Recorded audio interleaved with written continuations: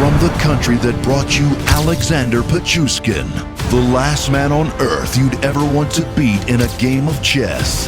Once again, we're headed to Russia, the homeland of vodka, spousal abuse, and bare-knuckle bathhouse brawling, to bring you the story of the demented pervert who inspired the chessboard killer. And this time, it's personal. Andrei Romanovich Chikatilo was born on October 16, 1936, in the heart of rural Ukraine. During the 1930s, Ukraine was known as the breadbasket of the Soviet Union. Strange, because under agricultural collectivization, bread was the last thing on the menu. Reports of cannibalism became so frequent, they developed into a kind of folklore. But, like any good parent, his mother wasted no time reassuring young Andrei that the stories he heard were all bullshit. His mother used to tell him stories that his older brother was cannibalized because of the famine that was taking place. I mean, she told him that if he disobeyed, they would eat him. Just like they did with his older brother. Looks like meat's back on the menu. To make matters worse, Andrei was often the target of school bullies. Not because his family practiced cannibalism or anything, but because his father allowed himself to be captured by the Germans in World War II. Yeah, because returning from war in one piece is for pussies. As if having a dad that survived the war in one piece wasn't embarrassing enough. Word got out around town that Andrei was impotent. Touch me and I go as limp as a noodle. Not to be confused with vodka-related impotence, which was actually considered a sign of manliness in the former USSR. To make up for his inadequacies in the bedroom, he immersed himself in the study of law and set his sights on enrollment in the prestigious Moscow University.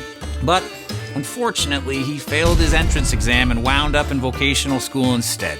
But hey, he studied hard and graduated, eventually landing a job outside Rostov, Russia as a telephone engineer. Well, it could have been worse, right?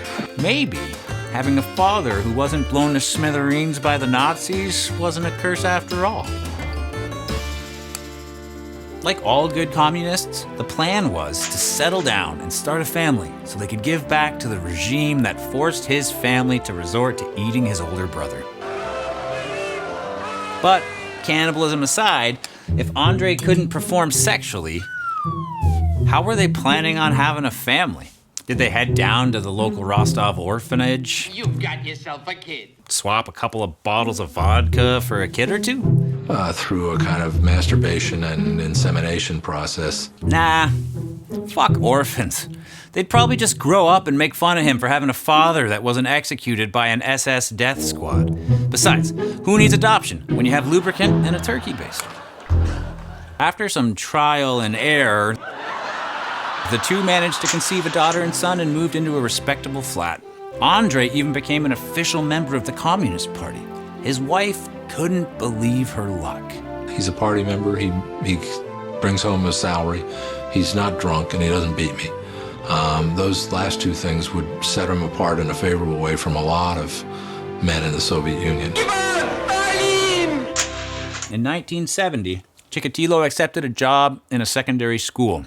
He thought the position would earn him some respect. No respect. I don't get no respect at all. Are you kidding? But unfortunately, his students had other ideas. He was nicknamed the Goose by his students. And goose in Russian is kind of like jerk in English. It's someone who inspires zero respect. But Chikatilo wasn't about to let a classroom full of fatherless kids get the last laugh. Chikatilo responded to his anger and frustration by secretly molesting students. Whoa. Okay, I thought he was gonna put him in detention maybe, or make him sit in the corner, maybe a dunce cap or something. Holy shit. Fuck. But thankfully, allegations of his sexual conduct surfaced and he was immediately fired. But instead of exposing him for the monster that he was, the fucking school board kept the secret under lock and key. As far as they were concerned, things like this just didn't happen in a communist society. Right. Because nothing bad ever happens under communism. So, just like that, he packed his bags and moved his family to the nearby town of Shakhty, where he immediately landed another job teaching children. It was in this small town outside of Rostov that Andrei Chikatilo would go on to commit unspeakable acts involving cannibalism, necrophilia, evisceration, and mutilation. On the 22nd of December 1978, Andrei Chikatilo killed for the first time. Even though there was blood evidence that led police directly to his doorstep, he wasn't considered the prime suspect. He had no criminal record. He was a party member, did not fall into any of the categories that they were used to looking for criminals in. It turns out that there was a man living nearby who had previously been in prison for sex crimes. Although there was absolutely no evidence linking him to this murder, the police just shot him in the head. Case closed. Good, honest police work. For a while, it actually looked like they shot the right guy in the face, overnight, practically. The killings stopped. For the next 2 years, life in Rostov returned to normal,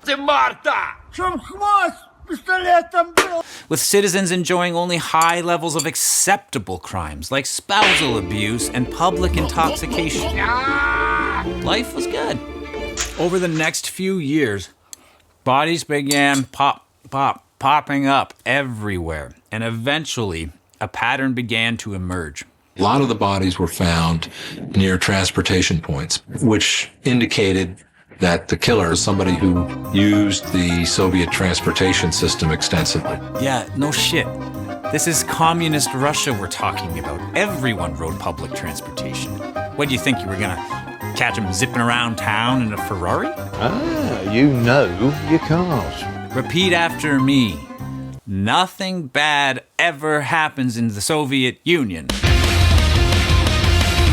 Despite clear evidence that a serial killer was on the loose, Soviet police and the Communist Party-controlled media refused to release any information. Unfortunately, this attitude meant that linking the murders to one perpetrator took longer than usual.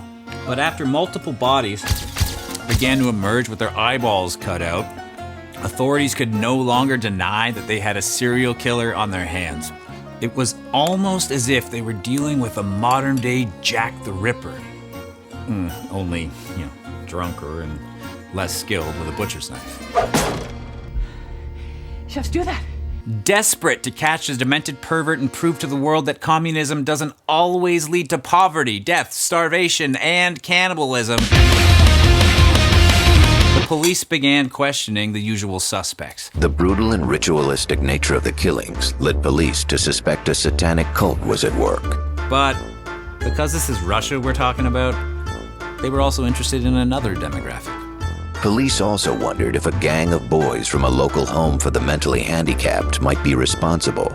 Now, where have I heard that before? The killer could be the patient of this sanatorium who escaped. Yeah, they assume some escaped mental patient was stalking the park, murdering people between basket weaving classes. I'm an excellent driver. That's good. Come on. But eventually, their bias paid off when one day, while keeping a sharp eye out for satanic cult members, disabled people, and anyone who wasn't dressed in a trench coat wearing one of these hats, the police caught a lucky break when they spotted Chikatilo with a briefcase in one hand and the other hand elbow deep up a prostitute's skirt in a deserted train station. So what do you guys think one of the most depraved men in Russian history would be carrying around in his briefcase? In the briefcase was Vaseline, ropes, and knives. Okay, done. So that's it, right? They took him out back and put a bullet in the back of his head Russian style, right? Investigators discovered that he was a devoted family man and a loyal Communist Party member. He was eventually released. What? They were looking for a young killer who might have been known as a sexual pervert in his community. So you caught a guy fondling a prostitute in an abandoned train station with a briefcase bursting with Vaseline, ropes, and knives. And you thought to yourselves, Dmitri, we've got the wrong guy. This guy's obviously a family man. He probably just got lost while he was on his way to church and stopped to ask this passed-out prostitute for directions. Sorry about my accent disappearing halfway through that quote. Even though they were certain that Chikatilo was just a good guy who was taken advantage of by a passed-out prostitute in an abandoned train station, they reluctantly took a blood sample. That should have been the end of it, but unfortunately the lab mishandled the blood work. The Russian police were, first of all, technologically in the Stone Age, and in terms of organization were on that level as well. With the bodies piling up and the Soviet system failing around every turn, the Russian police decided to turn to an American technique, psychological profiling. Bukhanovsky said that the criminal was unsociable. He stressed sexual perversions. He said the criminal could either be living on his own or with a wife. Spot on. So the killer is a pervert who could, in fact, be a family man. So, did they immediately knock on Chikatilo's door, the married pervert who fondled prostitutes and roamed around town with a briefcase full of lubricant? Nah, this guy's still a member of the Communist Party. The cops continued to keep undercover agents posted at the train stations around Rostov. The technique paid off when an officer spotted a man emerging from the woods with blood on his cheek and a gash on his hand, and pulled him aside for questioning. He identified himself as Andrei Chikatilo, a 54-year-old grandfather and loyal Communist Party member. But without a body, the police had no grounds to shoot him in the face. That's until a passerby stumbled across a body in the exact same part of the woods where only a day before Chikatilo was spotted. Finally, the net was closing in around Russia's most notorious serial killer. On November 20th, 1990, Andrei Chikatilo was apprehended in a Rostov marketplace.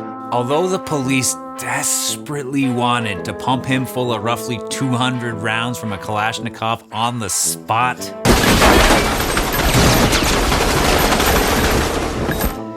they had to hold back. Remember, he's a member of the Communist Party.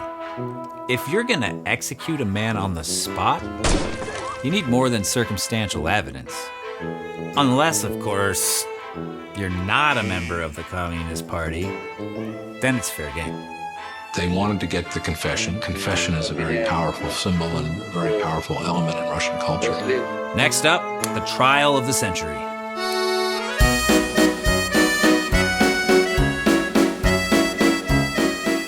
Chikatilo was dressed in a souvenir Olympic sports shirt. But the crowd wasn't fooled by his dapper Olympic dress shirt. They wanted revenge. He was in a large iron cage in the courtroom. The cage was to protect him from the rage of the parents of the victims. Chikatilo did everything he could to minimize the impact on the victim's family. He seemed at various times intent on proving that he was crazy. Oh, on second thought, maybe the cage was in place to protect the crowd from Chikatilo. The police were thrilled.